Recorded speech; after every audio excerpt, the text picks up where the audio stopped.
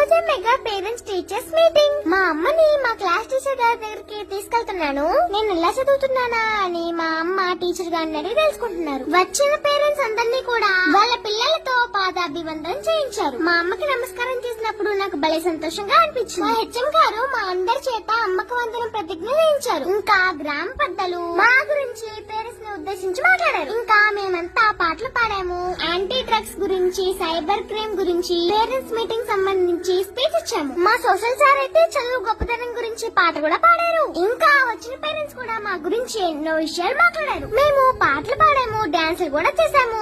వచ్చిన పెద్దలు మా హెచ్ఎం గారిని సన్మానించారు. మా టీచర్స్ కూడా మా గ్రామ పెద్దలందరినీ సన్మానించారు. నేను కూడా మా స్కూల్ గురించి స్పీచ్ ఇచ్చాను. మేము, మా ఫ్రెండ్స్, మా పేరెంట్స్ అందరం కలిసి ఇలా భోజనం చేయడం భలే ఆనందంగా ఉంది. మా అమ్మ మా స్కూల్లో భోజనం చేయడం ఇదే మొదటిసారి. ఎంత బాగుంటుందని ఎప్పుడు అనుకోలేదంట. మా మాస్టరు నాకు ఒక ముక్క ఇచ్చారు. ఇది మా అమ్మ పేరు మీద మా ఇంటి దగ్గర నడతాను. మరి మీ స్కూల్లో పేరెంట్స్ మీటింగ్ ఎలా జరిగిందో కామెంట్ చేయండి.